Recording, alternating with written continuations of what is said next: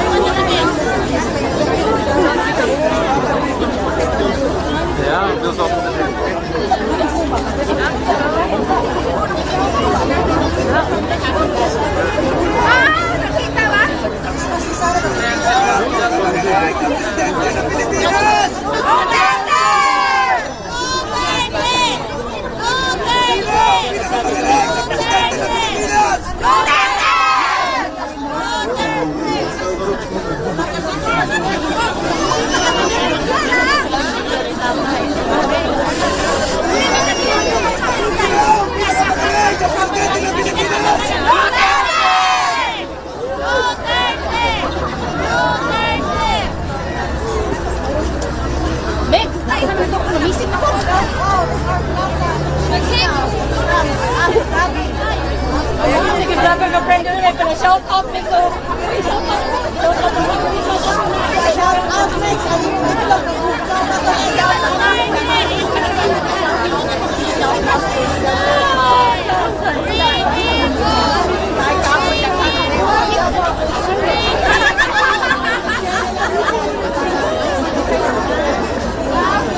Apahin na lagi mix.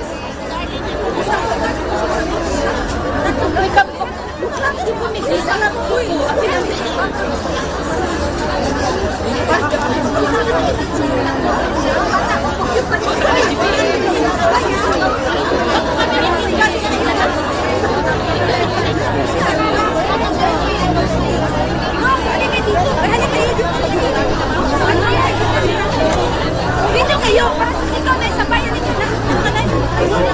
Kalasin siya kayo dito. Ulit. Alam mo lang. Sige. Sino ang pinakamagaling ng presidente ng Pilipinas? Duterte! Sino ang totoong nagmahal sa bayan? Duterte! Duterte! Duterte! Duterte! Duterte! Duterte! Duterte! Duterte! Bayan natin! Nais! Bakit ba mga Duterte? Hindi! Sino ako na lang? Sino ang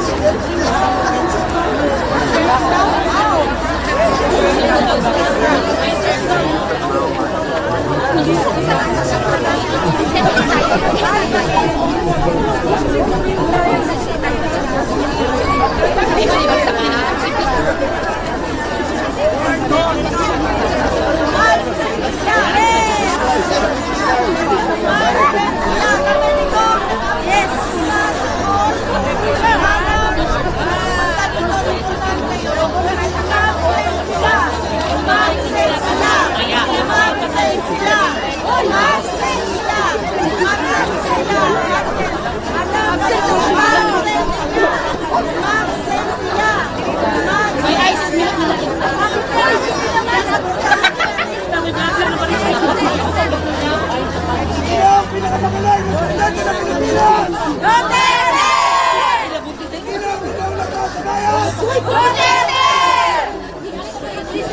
Inyong department yan, dapat namin sa break.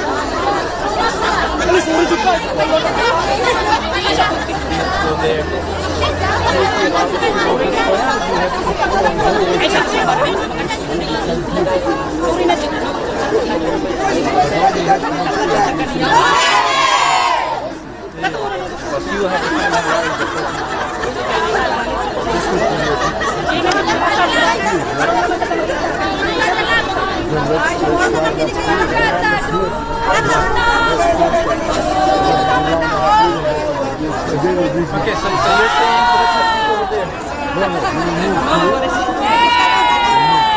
Yeah, like that. Yeah. Okay, sure.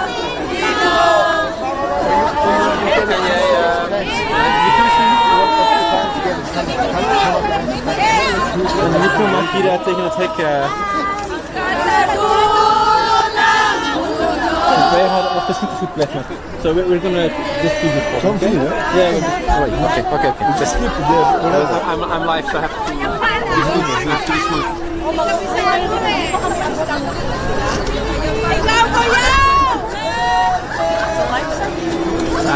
Yeah, cool. Leuk nog op een liedje, hè? Ja.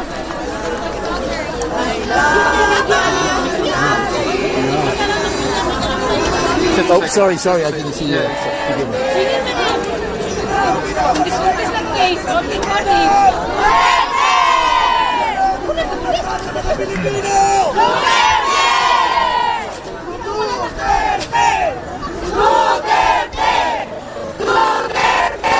Sorry.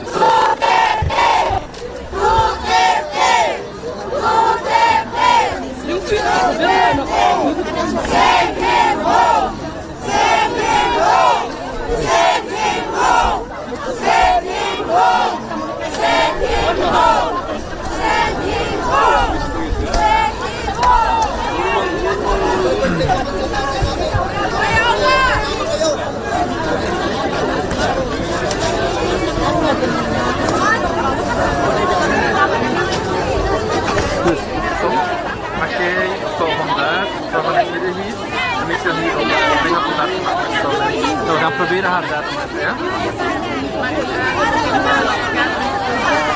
Ik zal voeren in dat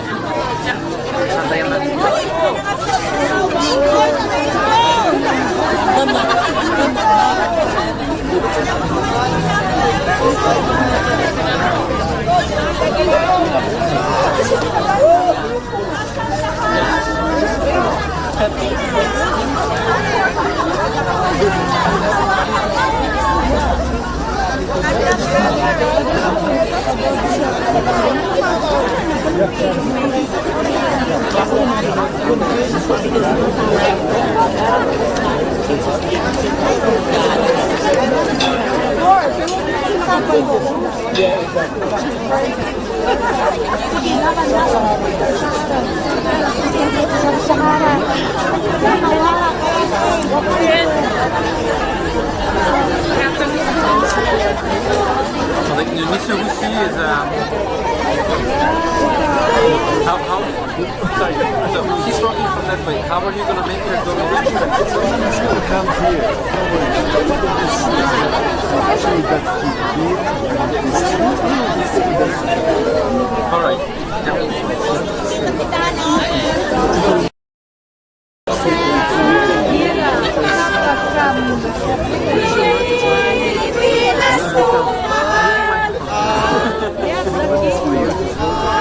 No, we don't have a few more.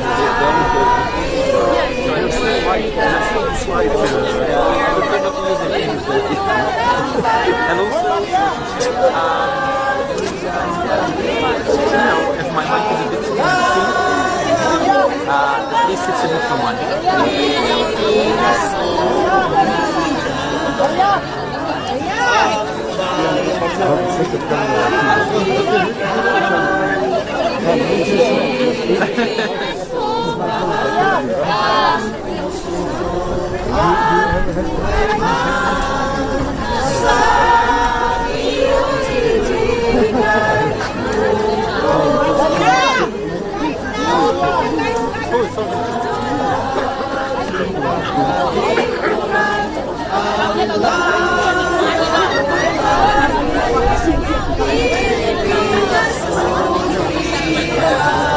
Sino? Hindi na ka magaling!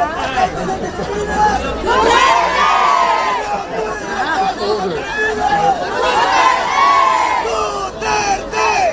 Duterte! Duterte! Duterte!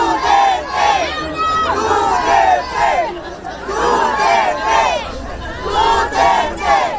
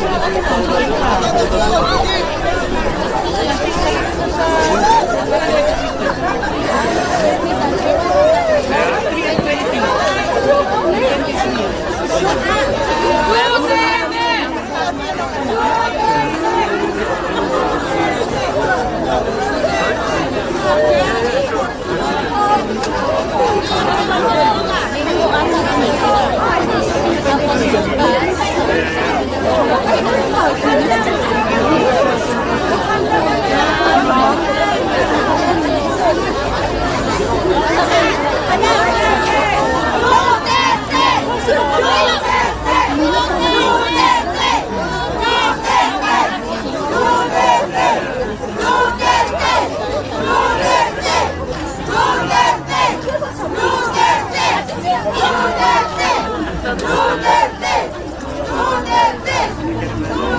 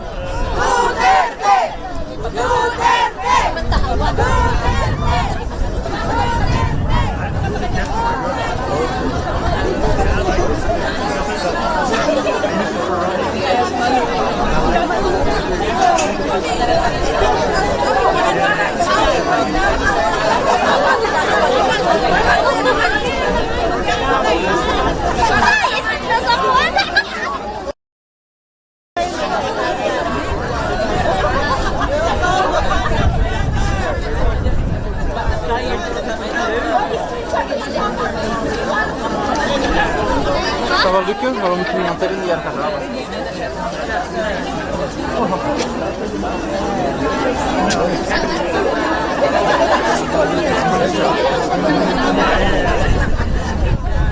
You can be next to me if you want, huh? You can be next to me too if you want. I mean, there's a...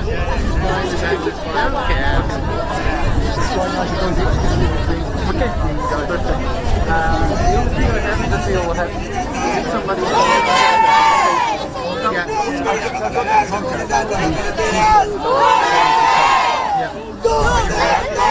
Yeah, come to us.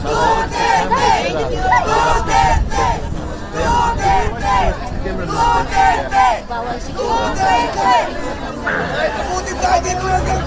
Bukas! Sabon! Isang ikaw! Isang buwan! Sino? She says today, yes, she really supports us.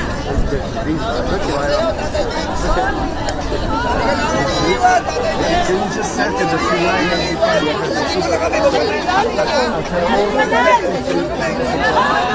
Para sa'yo to, Tatay Sino!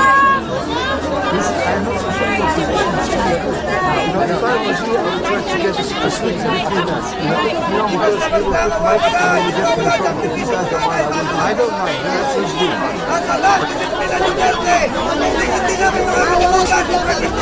Look. Alright?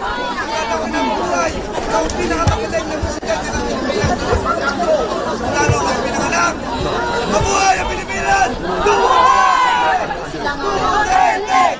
Duterte! Duterte! Duterte! Okay, yeah, you're good. Kami ang supporters dito. Ano ba yan? Yan, nakakalimutan ibig sabihin na makalimutan ka namin. Okay, so the hearing has only started now. Yeah, exactly. Ayan sila! Bawal plastic dito! Dapat dito! Ito!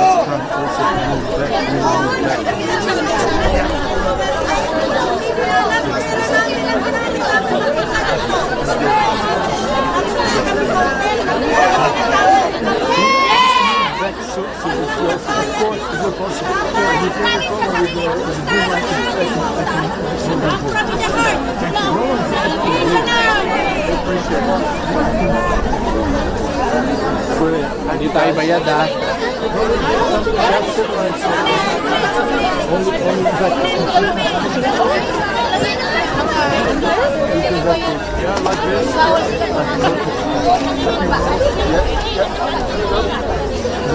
Okay. Yeah? Real good, yeah? Very good, thanks guys.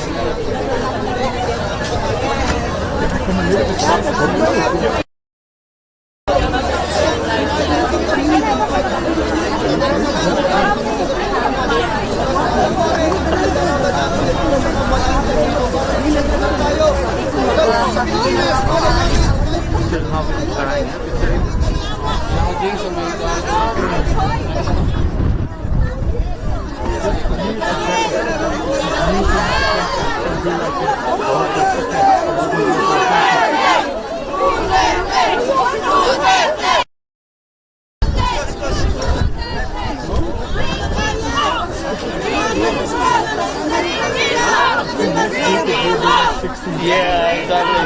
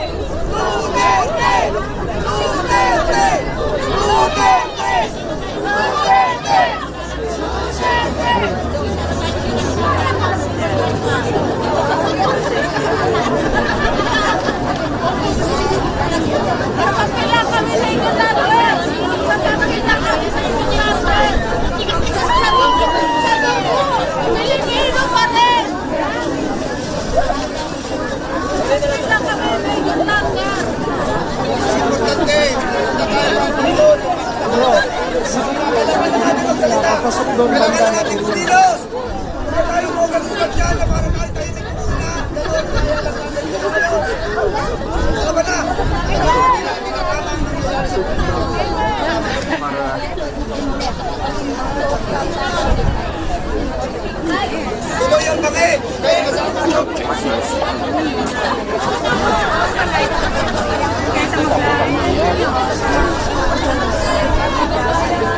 Apa sila mataron, hindi niya anday karon ni kuan mo sa labon ng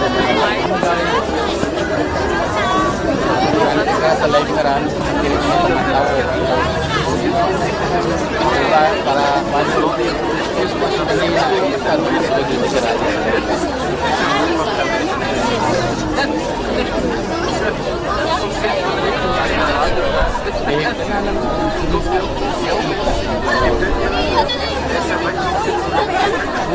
ulong van die zware van dit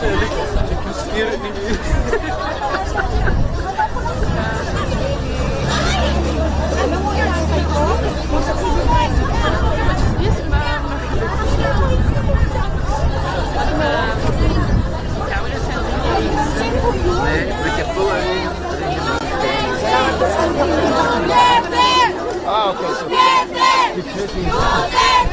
video.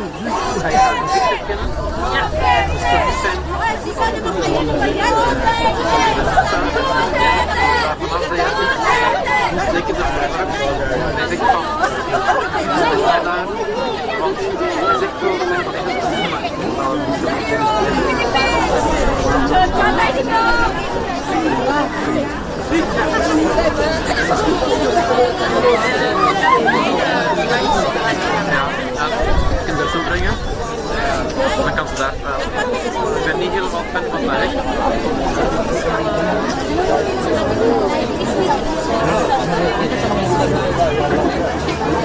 Oh, so how things been anyway? Yeah, a bit suffering from the cold. I think last time we tried something was for the people coming from Israel. That's it. Yeah, the hostages. That was yeah. Hostages? No. Evacuated. The evacuees. Yeah. I saw most of last year I did both stills and video. So 23 video all the time.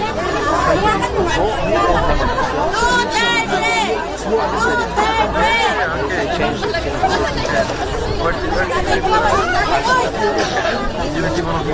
Yeah. I mean, technically, I'm doing funeral.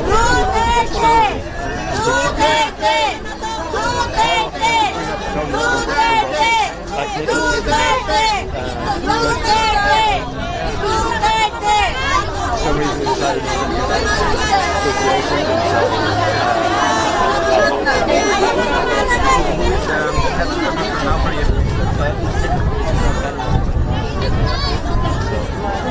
Yeah, Kenzo's gone, so yeah, long time ago.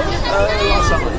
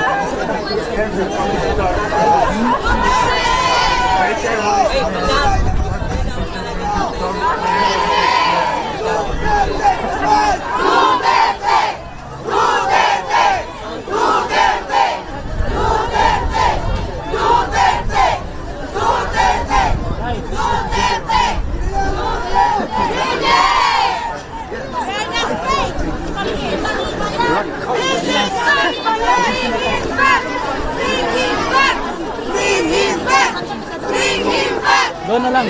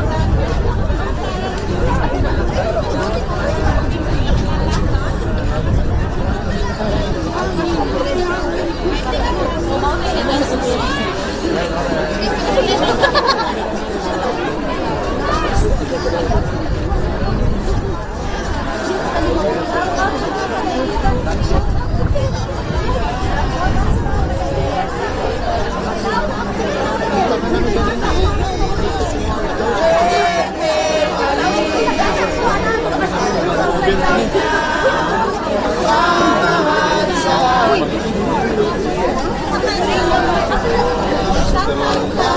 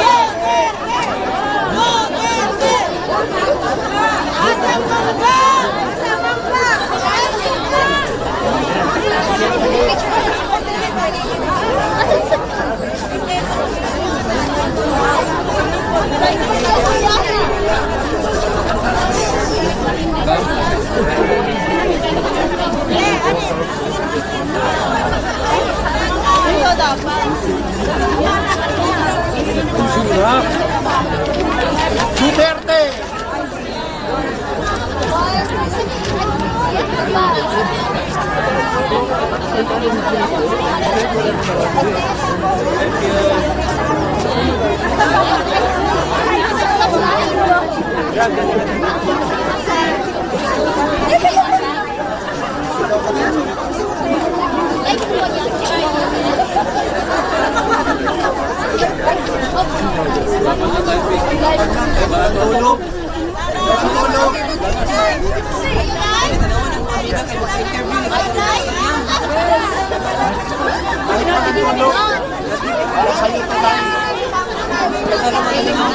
Isunod ka na ni Magsobos, oy. Para. Sino po ito yan?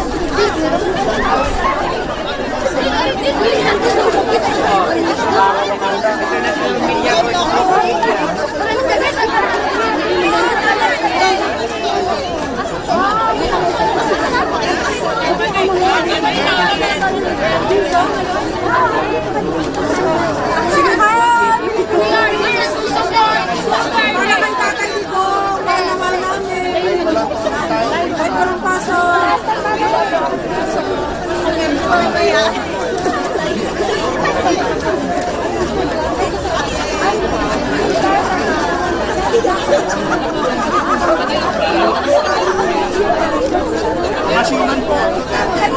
Hi, sir. Karoon na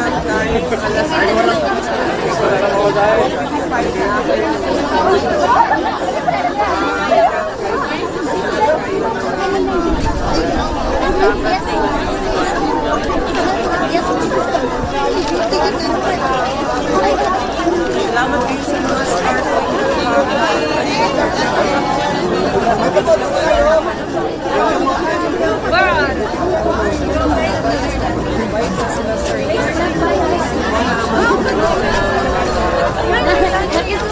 Versus yan, nila kay Yellow, mag-enter ka.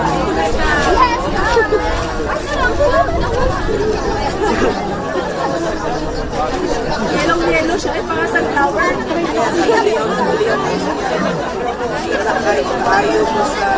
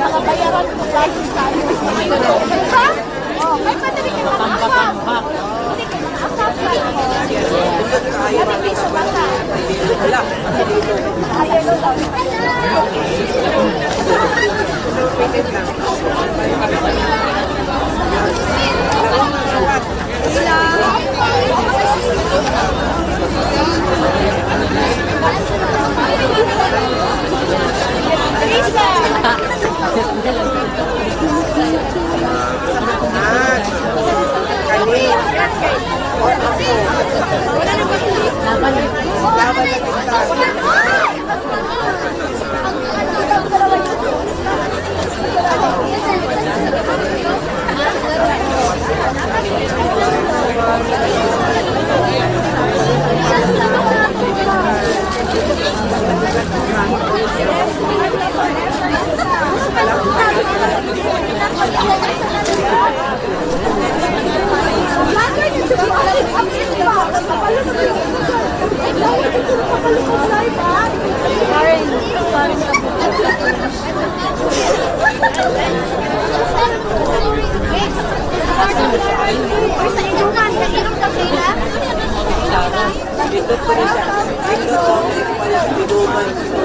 Ay, dili kailangan.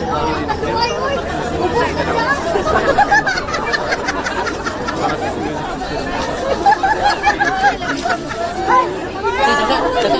Guys, bigay. Ako na yung tapos na yun. Diba po ni card dahil? Sabi sabihin mo ka na natin ka ng photographer. Ay, ligan ka dahil. Pagadian ko dahil. Pagadian. Sa bongga. Tubakan mo. Adabong. Pero pala pang ngayon.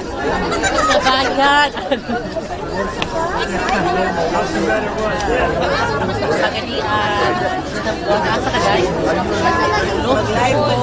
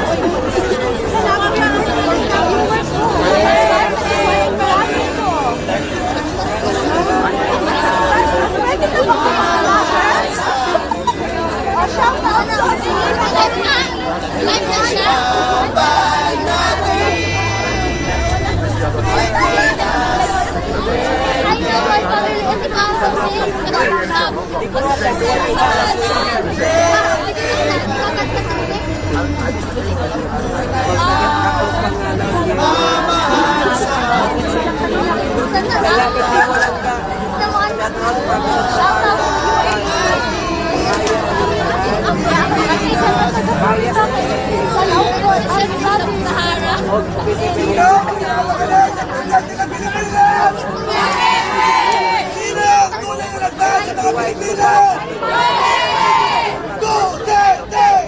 Duterte! Duterte! Duterte! Duterte! Duterte! Duterte! Duterte!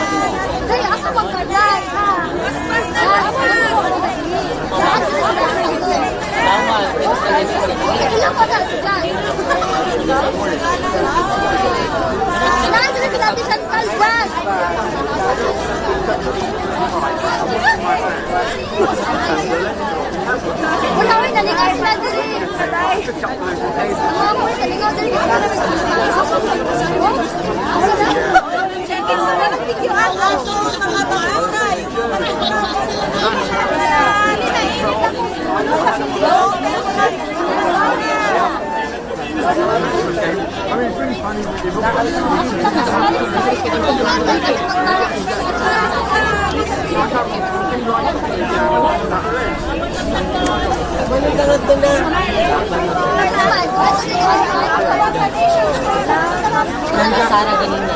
Nando, kamalin ka ito kung magawas na Line. Bawal ito. Award yan ka sa tulis nila. Dari natin ang permit tayo. Isa ko mga tao dito. Angela Pantay. Pang mga journalist na yun. Yes. Kani sila wala yung like register guys. Ayaw tayo ko din. Pwede naman po mag-water guys. Hindi man daw allow na ito yung kawaon niya. Mapawaon dito.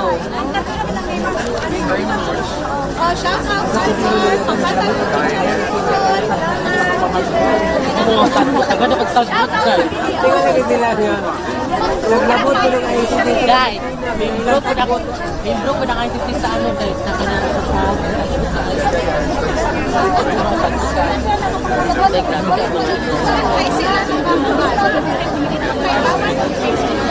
Mind reporter. Mind reporter. Madam, di ko na tawag sa kung live daw. Ano sila mga reporter? Wala na nila mo na sa jail.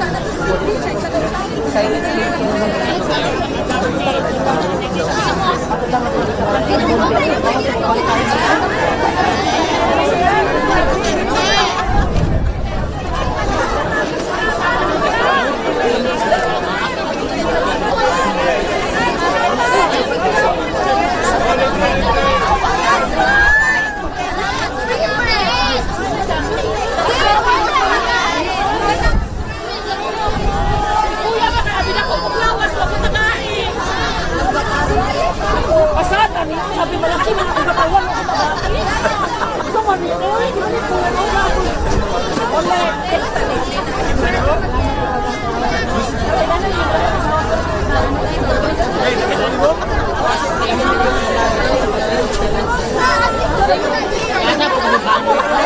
Salamat sa tinapay. Yan, kita yung buktis na yan.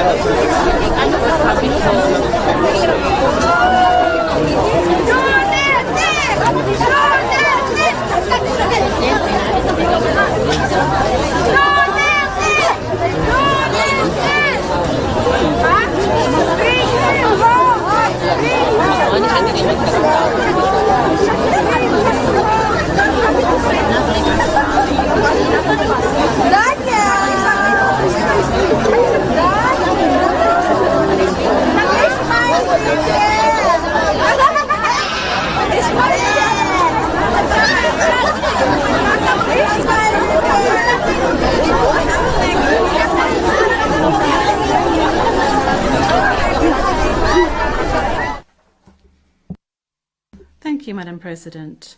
Your Honours. The situation in the Republic of the Philippines case, the prosecutor versus Mr. Rodrigo Duterte, case number ICC 0121 0125. And we are in open session. Merci beaucoup. Thank you very much. I will now ask the parties to introduce themselves, starting with the Office of the Prosecutor. Pause before speaking and speak slowly to allow the interpreters to interpret appropriately. May I ask you to introduce yourself and to confirm whether the list of your staff that I received prior to the hearing is correct, Mr. Prosecutor? President, Your Honours, good morning. The list is correct. Once again, Deputy Prosecutor Manjay Niang to my left, trial lawyer Edward Jeremy behind us, trial lawyer Robin Croft, international cooperation advisor Chantel Daniels, and our very able case manager, Grace Go. I'm Karim Khan, the prosecutor. Merci beaucoup. Thank you very much. I now turn to the counsel for the defence of Mr. Duterte. As everyone is present and is attending the hearing via video link, as Mr. Duterte made a long journey involving a considerable time difference, the Chamber authorised Mr. Duterte to follow the hearing at a distance. His counsel, however, is present with us in the courtroom. Thank you, counsel. Please introduce yourself. Good afternoon, Your Honours. I am Salvador C. Medjaldea, counsel for Rodrigo Roa Duterte.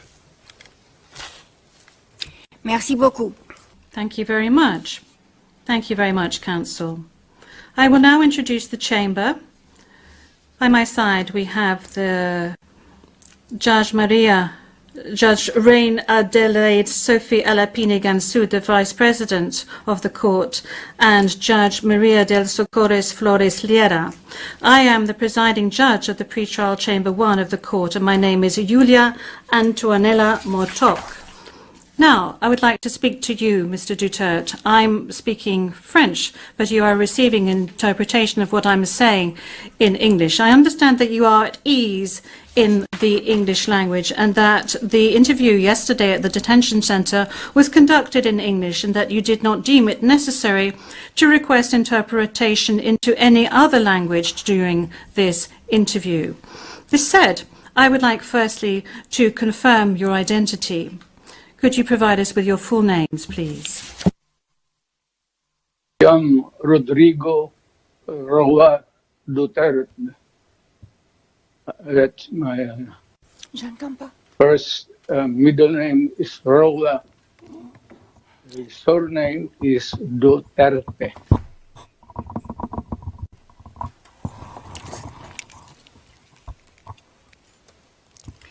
Merci beaucoup. Thank you very much. What is your date of birth? Again, ma'am.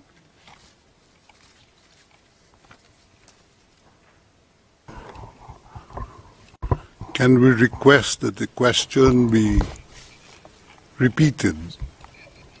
I don't think he heard it. Thank you.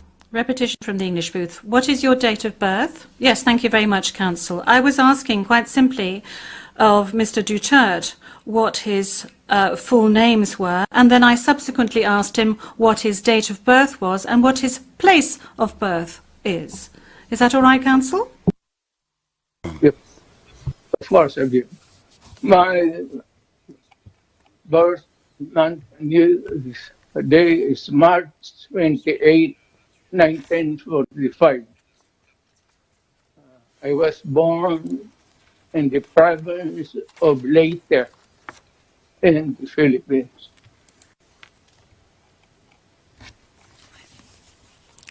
Merci beaucoup. Thank you very much. As a preliminary point. Very well. Thank you, Mr. Duterte. As a useful to clarify the nature and limited scope of this first appearance hearing. Today's hearing is neither the start of the trial, nor is it a confirmation of charges hearing.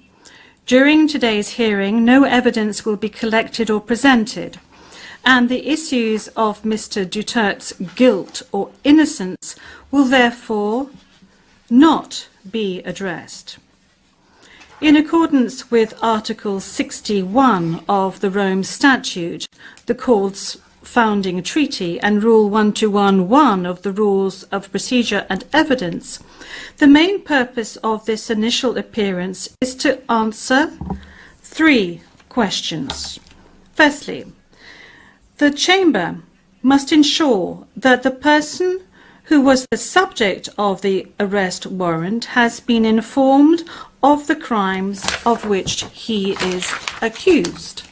Second, the Chamber must ensure that this person has been informed of his rights as recognised by the Rome Statute. Third, the Chamber must set a date on which it intends to hold a confirmation of charges hearing.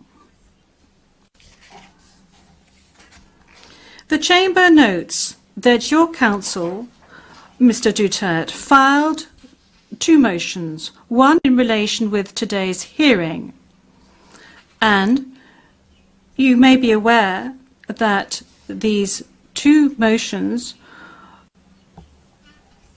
have not been accepted by the Chamber because of the nature of today's hearing. No further discussion on the matter is necessary during this hearing because, as I said at an earlier stage, the aim of this hearing today is to introduce the parties and to ascertain the charges and to set a date for the confirmation of charges hearing at a later stage. With regard to the first point, I recall that Mr. Duterte has received a copy of the warrant for his arrest and that a redacted version of the prosecutor's application for the issuance of the warrant of arrest is public. I will now ask the court officer to read the charges against him. The charges will be read in English. Please, over to you, Madam Courtroom Officer. Madam President, your honours. On 7 March 2025, Pre-Trial Chamber 1 concluded that there were reasonable grounds to believe that Mr. Duterte is criminally responsible pursuant to Article 25(3)(a) of the Rome Statute as an alleged indirect co-perpetrator for the crime against humanity of murder pursuant to Article 7(1)(a) of the statute as follows. A. Murder of at least 19 persons, allegedly drug pushers or thieves, killed by members of the Davao Death Squad in various locations in or around Davao City, Philippines between 2011 and 2016. B. Murder of at least 24 persons, allegedly criminals, such as drug pushers or thieves or drug users, killed by or under the supervision of members of the Philippines law enforcement, sometimes with the assistance of persons who were not part of the police, at various locations in the Philippines between 2016 and 2019. Merci beaucoup, Madame la... Thank you, Madam Courtroom Officer. Mr. Duterte, I'm not going to ask you to stand up because I know your condition, so I'm going to allow you to remain seated. You have just heard the reading of the charges, which are in accordance with the content of the arrest warrant you received. This means that you have been informed of the crimes of which you are accused. And this concludes the examination of the first point mentioned above. I will now turn to the second point, which concerns your rights as a suspect before this court. I will summarize some of these rights, which are of particular importance at this stage of the proceedings. Those rights are as follows. You can benefit from the assistance free of charge of a competent interpreter and benefit from the necessary translations to meet the requirements of fairness. You have the right to have the time and facilities necessary to prepare your defense and to communicate freely and confidentially with the counsel of your choice. You have the right to remain silent, and you cannot be forced to testify against yourself or to confess guilt. You can also make statements in your defense without taking an oath. In addition to any other disclosure provided for in the statute, the prosecutor must disclose to you, as soon as practicable, evidence in his possession possession or at his disposal that shows or tends to show your innocence or to mitigate your guilt, or that could undermine the credibility of the evidence against you. At the confirmation of charges hearing, you can contest the charges, challenge the evidence presented by the prosecutor, and present evidence. There will be no trial if the charges are not confirmed or if the proceedings against you are completed. You have the possibility to make an application for interim release pending trial. And finally, Mr. Duterte, you have the right to be informed as soon as possible and in detail of the nature, cause and content of the charges in the language that you fully understand and speak. Counsel, have you understood? Yes, we're listening, Ma'am.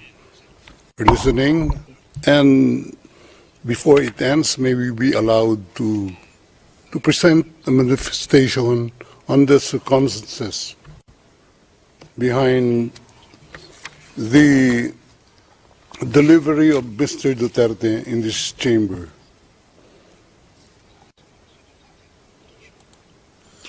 Oui, Maître, je dois d'abord demander... Yes, Counsel. This is as part of the procedure, and as we've said since the very outset, I need to ask Mr. Duterte himself to make observations as to the condition of his surrender to the court and the conditions of his detention at the detention facility of the court since his arrival. If he can please tell us these details. Thank you. Can I... Oui, Maître. Oui. The presiding judge. Yes, Counsel. Please. 2 days ago, the whole world has witnessed the degrading fashion in which a former president of a sovereign country was bundled into a private aircraft and summarily transported to The Hague. To us lawyers, this would be called an extrajudicial rendition. To the less legally inclined, it was a pure and simple kidnapping. My client was denied all access to the legal recourse in the country of his citizenship, and this all in the nature of political score settling. Two troubled entities struck an unlikely alliance, an incumbent president who wished to neutralize and choke the legacy of my client and his daughter on the other hand, and a troubled legal institution subject to delegitimization and desperate for a price cuts and a legal show today on the other hand. With this in mind, it is not surprising that my client was abducted from his country. ICC private jets do not drop out of the thin air. That jet which received my client was coordinated in advance. The UAE is not a state party to the ICC and has no obligation to cooperate with the court. Yet my client sat in transit in that country for more than 5 hours. I invite the registry's representative to present today in court to explain to the judges exactly how they believe this transfer was anything other than a gross abuse of process. Given the precipitous arrival of my client, an elderly man with debilitating medical issues, hard of hearing and poor of sight, he was taken to a hospital for observation. Only this morning have I met him for the first time with less than an hour to discuss legal issues. I have not been able to present him with a hard copy of the arrest warrant because we were not supplied with such. I have not even been able to explain to him what the prosecution requested when seeking the issuance of the arrest warrant. This is because the chamber only established a redacted version of the prosecution request last night. Other than to identify himself, my client is not able to contribute anything to this hearing. Most importantly, he is not able even to tell you that he has been informed of the charges as contained in the arrest warrant for a reason more pertinent to which I alluded in my written request to this honorable pretrial chamber this morning, and which is confidential in nature. Accordingly, I repeat my respectful request, which was rejected this morning, to postpone the substantive aspect of this hearing to the next week, when I will have the opportunity to sit with my client and to explain to him what a confirmation hearing is and what the disclosure is, and how the prosecution alleges that he committed crimes. I thank the court for its attention and regret to say that I do not have instructions to continue my submission any further today. Thank you.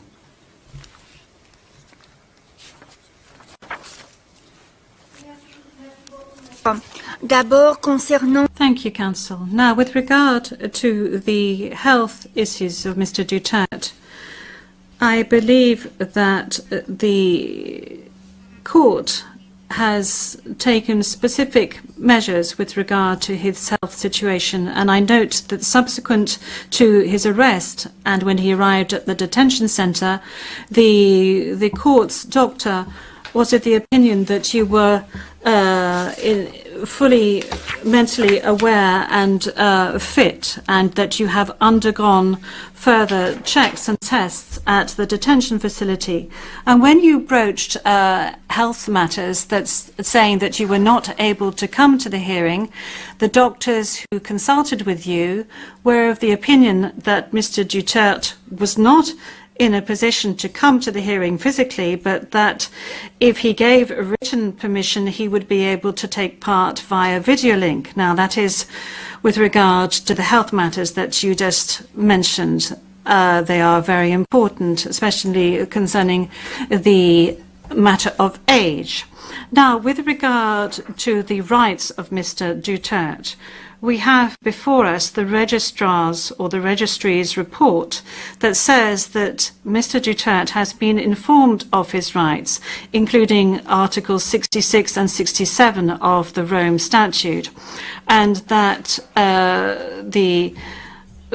that he is aware of his rights and that he is also aware of the charges against him. We have before us the report of the registry saying that he was also aware of the warrant of arrest in the English language and that he is very well versed in the English language.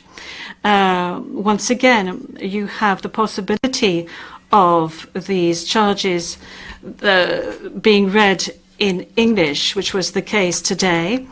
I have read to you in the French language the rights that he has, Mr. Duterte, before this court, and I'd like to specify once again that this is an initial hearing. In order for Mr. Duterte to be aware of his rights and the charges against him. And then there will be a full procedure that will unfurl leading up to the confirmation of charges that will enable Mr. Duterte to raise all the matters that you have just raised with regard to the warrant of arrest, with regard to the crimes committed, with regards to the charges and any other matters associated with his arrest of jurisdiction of the court. You have the opportunity to do this throughout these proceedings leading up to the actual confirmation of charges hearing. Now, Counsel, with regard to your request for another hearing to be held next week, well, your initial request, that was, this was not accepted by the court. Now, you have seen the two decisions of the court that have been disclosed to you, and you are aware of the fact that these two decisions were refused. And this is by dint of the fact that this first initial appearance hearing does not need much preparation, as I have said to you on a number of occasions. I am now going to move on to the third stage, which is to set the date for the confirmation of charges hearing.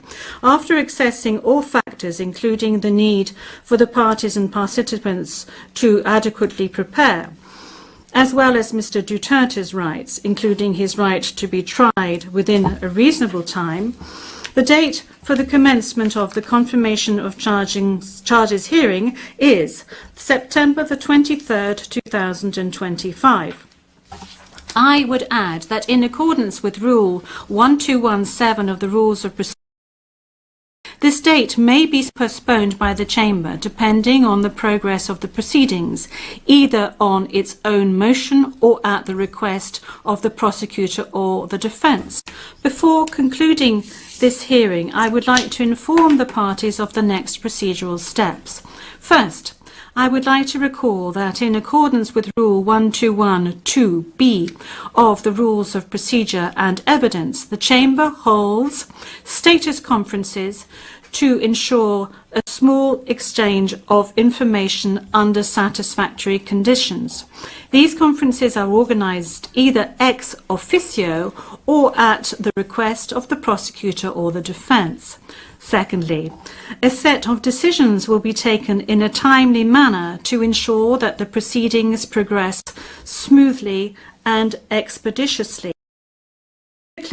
I am referring in particular to a decision on the arrangements and procedure for the disclosure of evidence, and a decision setting a timetable for the disclosure of evidence in such a way as to ensure orderly and efficient disclosure between the parties.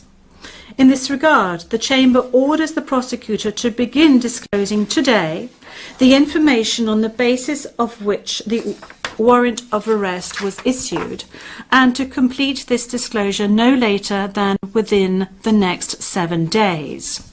The Chamber will also issue a decision on the participation of the victims who, according to the statute of the court and to the extent permitted by the Chamber, are authorised to present their views and concerns at this stage of the proceedings.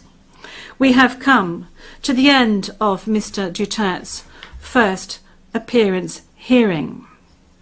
I would like to thank all the participants in this hearing, the interpreters and the stenographers. This concludes today's hearing.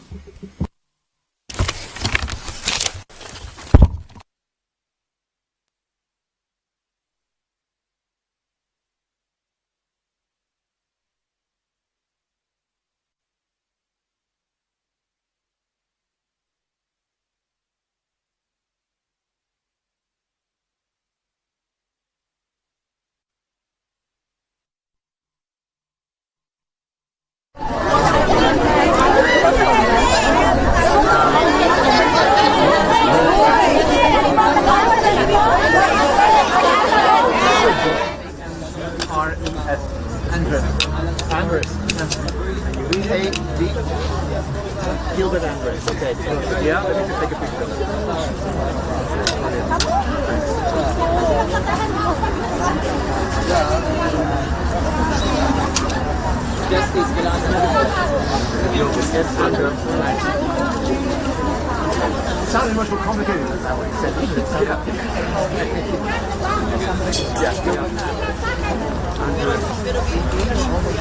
And an Ursula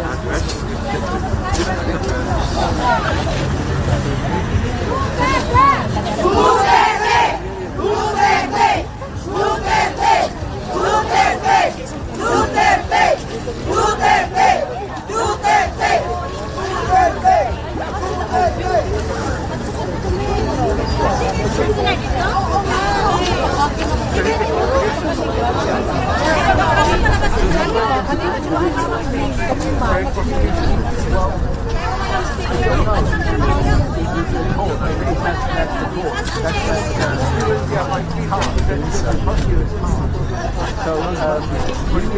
he's there, guys.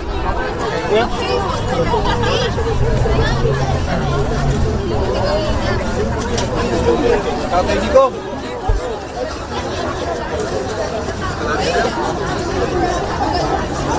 Tatay Nick, doon tayo.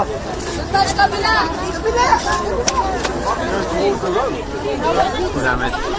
She's gonna have I think her colleagues will bring her statement.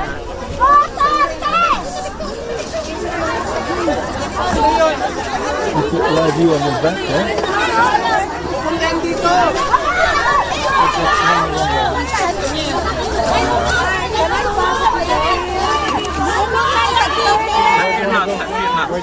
Because they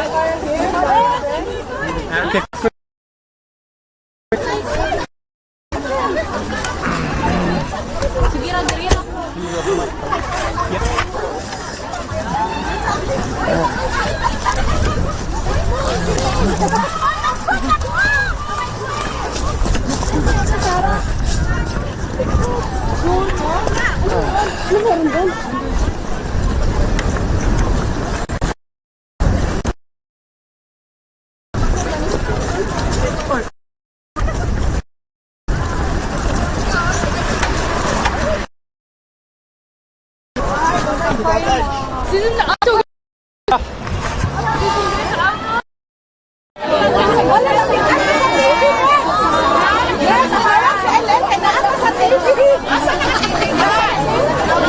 Really?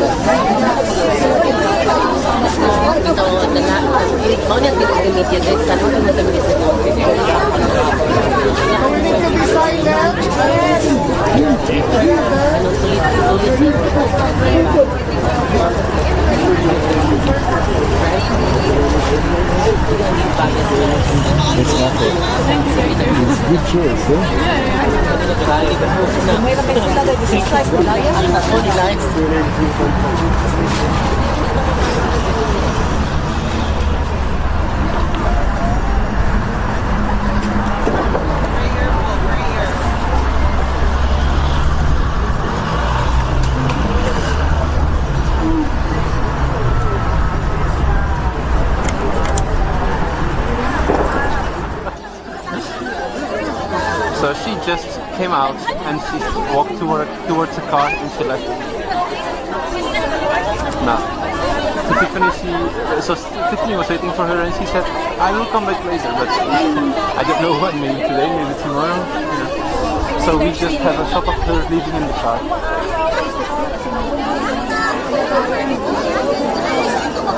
Yeah. Okay, so shall I call London to say it's over? Yeah, okay. Yeah. Look at that.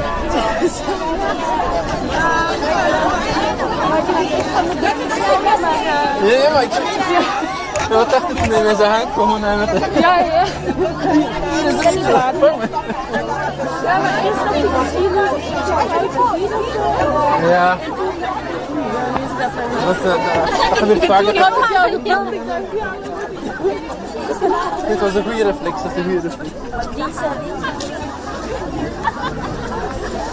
En De kans is groot dat zij het echt was, hè? Ja, het was zij, want ze heeft, ja, ik Volgende heb keer, hè, gaan we gewoon niet staan. Dan hebben we echt een missie. want ze is zo lang ziekenhuis gegaan. Ja, ik zat het.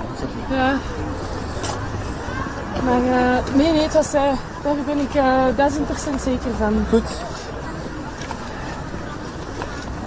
Maar ja.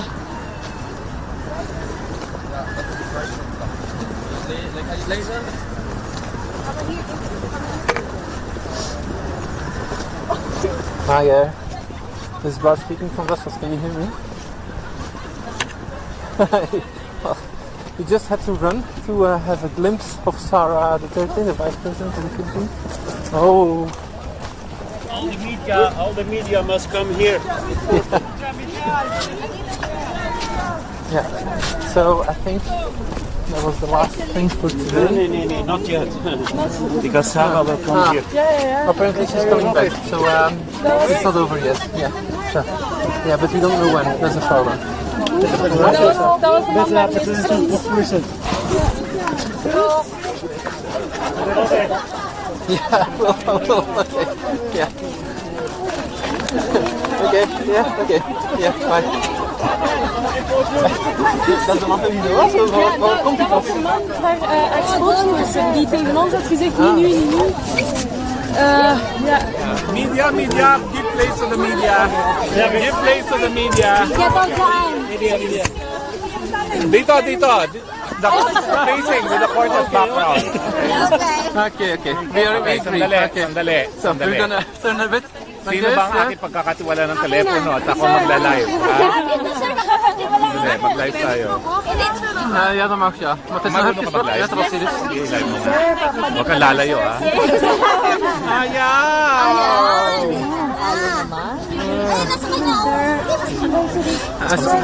Sir, could you move a bit, please? Could you move a bit to the right because we are squeezing somebody here in the wheelchair? Yeah. Okay, sir, go na. Sige, sir. Everyone here? Wait, let's give way to the media, please. Let's give way to the media. Give way to the media. Give way to the media. Position yourselves here, please. Position yourselves. Position yourselves. Okay, naka-live ka na. Okay. Well, good afternoon. Thank you, no? As we speak, the Vice President, Sara Duterte, is going to meet for the first time her father. She has not had the occasion, and neither have I, had the occasion to meet with the President. Only Executive Secretary Medeldea, who accompanied him on the plane here, has had the opportunity to meet him this morning for less than an hour. I'm a bit disappointed at the practices of the ICC, the visit of a family member to an accused. We look up to the ICC as a model for international justice, and the fact that it has taken 2 days for a family member to see the accused, I think does not speak well of the practices of the court. We condemn it. Why does it take 2 days for a family member to visit an accused? That's unacceptable. Secondly, we are very much disappointed that the court did not address the issue of kidnapping as a means to divest the court of jurisdiction. We think that the ICC should again set an example in promoting international justice, and when kidnapping is allowed as a means of acquiring jurisdiction over the jurisdiction of the accused, we think this too is a travesty of justice. We believe that at the earliest instance, the court should rule on the legality of kidnapping as a means of acquiring jurisdiction, and we cite the case of Ibrahim versus Minister, a decision of the Constitutional Court of South Africa, that the illegality of the arrest should divest courts of its jurisdiction. You cannot correct a wrong by committing another wrong. I think it is high time that the court clarify its position on this matter. It is unacceptable that we accept accept jurisdiction acquired through kidnapping, especially when the kidnapping took place in the context of the Philippines, where the court is now being used as a tool of oppression by the Marcos government. Now, the next hearing is on September 21.